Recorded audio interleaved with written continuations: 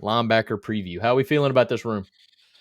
You know what? I feel very good about I who we feel good. have starting.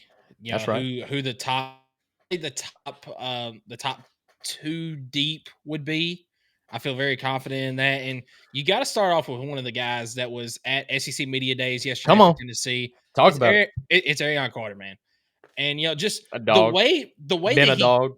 yeah, I mean the way that he is on the field is one thing, but seeing the way that he carries himself at a press conference like the SEC Media Days yesterday, the way that he answers the questions as well, it's very impressive from a young man like that. Um, I'm very excited to see him in his junior season, and I'm actually working on an article now to post on the website. I'm kind of going through some of the guys that I think could have a breakout season, and even some of them that I look to have, a I guess like a coming out type year. They haven't proven anything yet, but they could absolutely have a coming out. Arion Carter's on that list of possible breakout players this year to preview on one of the articles. You know who's going to be right there by his side, though, and I think it's a guy that kind of flies under the radar, but I think he might even have a better year statistically, Who is tackles that? wise. It's Jeremiah T-Lander. Absolutely, man. It's Jeremiah T-Lander. I mean, you couldn't ask for two stud guys that have been there since day one type linebackers than what you have in the room this year. This is why I get so excited about talking about the defense this season. The linebacker room in general, having Arion Carter, having Jeremiah T-Lander, who've been there, even played as true freshmen. They did not redshirt. And now it's their time to shine and take over. Last year you were really hoping Keenan Peely was going to hold it down. Unfortunately, injury got him again. But now you've got the two guys taking over. I think Jeremiah T-Lander, same class as Arion Carter. I think those two guys they are your studs. You've got to keep those guys healthy, but they've got to stay aggressive on defense. Got to cover well and got to come down hard in those gaps. And I think that's exactly what look, in my opinion, T-Lander is one of the best run stoppers in the game. So really excited about what they're going to, I need to do better about stop saying really excited, but I'm really intrigued to see how they're going to play this year. I know it's going to be great. So who's next on your list though, to kind of be that too? Because in linebacker role, you really only need four guys, right? Rotationally. Yeah, Who's that third guy for you? Yeah, especially with the way that everybody's moving more towards a 4-2-5 That's type right. defense instead of the traditional 4-3. Well, and even Tennessee will sometimes kind of run like a 3-2 with like a nickel, like another defensive back, right? A sixth defensive back or something like that. So Tennessee's always kind of running some sort of different play where they want a lot of secondary players. So yeah, go ahead. What's that third player? So I'm actually going to go with a true freshman that I'm very high on. Oh, a I think true is going to freshman. see You're some skipping time. somebody huge. Come on now. Yeah. And I'm not necessarily going with the too deep right here. I'm just Okay. I'm going with a guy that I think is going to see some time and he's going to Turn really some impress heads. this year. Jaden Harmon, true freshman, coming in this year. I think that he's going to see some time, and I think it's going to be hard to keep him off the field at times. Very talented, true freshman that's incoming from this year's class. Got a lot of freshmen and redshirt freshmen that I think are going to see a lot of playing time this year and the linebacker position, especially in those games against like ETSU and UAB early in the season. You're going to get to see those guys play a lot. And but I think I know who you were talking about that I was kind of skipping over. Come on now. It's Edwin Spillman. Yeah, exactly. Edwin Spillman, man. You seen a glimpse of him? He was hurt first year. He got to play a little bit last year. And then, come on. Edwin Spillman, a guy that I know y'all know, he was a highly talented recruit out of high school, was able to even bring on his brother, Nathan. Nate Spillman. Yeah. He has since transferred out, but Edwin's still balled in, locked in, ready to rock and roll. And he's going to be right there as a rotational piece in that linebackers group. I'm telling you, man, dude's special. And I think you're going to see a glimpse of it this year. Yeah, absolutely. Just going down the list of linebackers here, it's a very, very young room. Other than the two at the top, and Arion Carter and Jeremiah T-Lander, and then there's one more older guy, but I think he'll get to play a little bit. I think he's much more of a captain and more of like a leader of the room. Not so sure he's going to be an every down kind of guy. I'll go ahead and let you know who it is, but it's Ben Bolton, a guy who's been in the room for a long time. Yeah, I think he is a senior this year. And I think you'll see. He's a redshirt junior. Redshirt junior, my fault. Yep. But it is his fourth year into the program.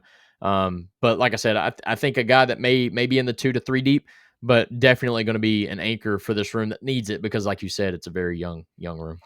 Yeah, so just going down the list here of some of the younger guys that they're going to be battling for position in there. I've already mentioned Jaden Harmon. I'm high on him. I've seen a lot of game film on him from high school. He's from Rome, Georgia, true freshman.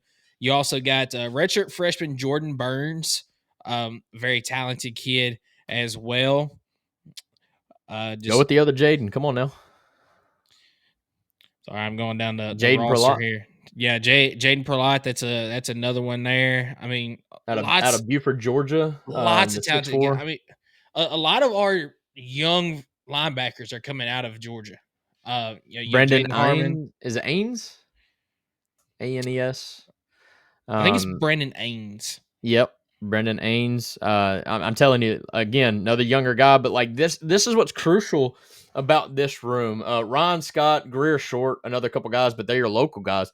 Greer Short is a freshman from Franklin, Tennessee, and then Ryan Scott's from Knoxville, Tennessee. And I think that about does it for every name in the room that I have on my roster. But what's key for this is I want to know who does separate themselves because they're going to have that opportunity to do that. But once they do separate themselves, who's going to maybe be disappointed in the roles that they get? Will they transfer? I feel like that could be a big storyline going into next year is maybe linebacker transfer. In this day and age, unfortunately, it's a real thing. I feel like Tennessee has done a really great job at limiting the amount of transfers, especially on the defensive side of the ball, because of how well they do substitute. But in a linebacker role, I mean, there's only 2 positions to play. And when you've got a really heavy 3 to 4 guys that Tennessee has on the roster this year for the linebacker position, I mean, it's going to be tough sledding for that 5, 6, 7 spot to get on the field to get that playing time that you want to have. So I'm really, really intrigued to see how that transpires, who wins the jobs, and from that, who puts their head down and grinds for next year, or who throws in the towel and transfers to go get some more playing time. Yeah, and especially considering that Tennessee has just signed 2 of the top linebackers in the 2 26 of the class as top well. 5. It's a shame that not TJ White, but the other one. It's a shame that he's not a 5-star. He's like the number 4 guy in the class, top 20. I don't know. But yes, I mean, but you got to think William Inge is that guy. Now, he just replaced, not blanking on the coach before William Inge, but William Inge is just in his 2nd year. Yeah. And you see the recruits that he's pulling in and what he's been able to work with thus far. Dude, come on now. I mean, tell me that what hire has Heupel missed on? I mean, we could argue Joey Halsley, but that's not really a hire miscue because he was already on staff. He just kind of promoted within. I'm telling you, when Heupel has to hire or fill a spot, I mean, so far he's proven that he can do it. Yeah, I agree with you. But yeah, this linebacker group, I'm not expecting them to be standouts this year because that's not really what the linebacker group is anymore. They're a support for the defensive line as well as for the secondary. I'm calling it right now. A linebacker has a pick 6 this year. I mean, I won't say that I disagree with you. I think one of them absolutely can. I mean, Arion Carter has proven that when he drops back into coverage, he almost did it in Florida. He's very good. Yeah, that interception against DJ Lagway, that's right, in Florida. Yeah, if he had some more blockers in front of him, he probably scores on that. But he sure. The one thing that I'm not expecting him is just to have a breakout year this year because I already mentioned they're more of a support for that defensive line that I think is going to overshadow the linebacker group because I think they're going to absolutely get a whole lot of natural pressure, 4-man rush. You're not going to have to see a lot of linebacker blitzes this year. And then when it comes to the secondary, when Aaron Beasley played, like he had to rush a lot, right? I mean, defensive line wasn't built up that way, and so we had to mix up our, and that's why we gave up so many big plays is because when you bring in a linebacker like that, you've got one less guy in coverage, and that's why you gave up so many big home run plays. But yes, I agree. Yeah, with you. And I think that our secondary is built up enough and they're experienced enough this year that you're going to see them make a lot of plays this year that you're not going to have to rely on linebackers to drop back into coverage as much. The linebackers can just do their job this year. But the one thing that I am excited to see this year, and I think we're going to see a lot of, is just the ball hawking ability, the ability to lead the defense, I guess is what I'm trying to say. Arion Carter stepped up big last year, and really he did his freshman year too. After Keenan Peely went down, he had to really step up alongside Aaron Beasley in the 23 season. And then last year, whenever it was him and Keenan Peely and Peely went down, Arion Carter stepped up huge. I mean, he really grew up a lot within the time that Keenan Peely went down and the end of the season. And I'm looking for him to take that other step forward this year, which is why he was one of the guys at media days for Tennessee this year. He's expected to be that captain of the defense. And I think you've already mentioned that Jeremiah Telander is going to be right there alongside them. The two of them on the field at the same time, I think you're going to have an almost unstoppable duo at the linebacker position. I'm huge about vocal leadership, and I think what you're going to get out of Arion Carter is just that. I think Keenan Peely being out of the room, I love him to death. I think he was a great addition, but I think kind of frees up Arion Carter to be that guy now. And I think you're going to see it. I think Jeremiah Telander is also that guy. I mean, it's good to have two. We've all watched them football movies growing up. I mean, come on. Like, to have two vocal leaders at the linebacker position, at your captain's position, at the mic, whatnot, like, I'm telling you, I think that's going to be a huge difference in the. I am so high on this defense this year. It's insane. And somebody probably needs to get me some ice to cool me down, because I'm telling you, as good as our defense was last year, I seriously think we improve. I And I think this group is going to have a lot to do with it. I think overall this defense improves this year because you really, you've got some names that we're very familiar with, but maybe the rest of the nation and even the SEC aren't quite as familiar with. Well, yeah. Everybody in the headquarters right now is not talking about Jeremiah Telander. I probably have no idea who he is.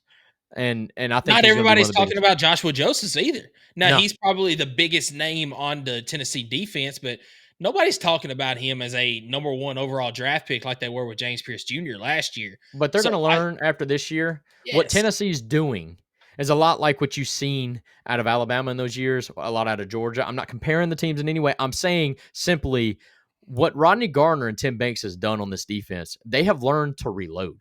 Yes. And that's what you love to see. And so eventually it's not going to matter about the individual players on the they're going to know that, oh, that's Rodney Gardner's group.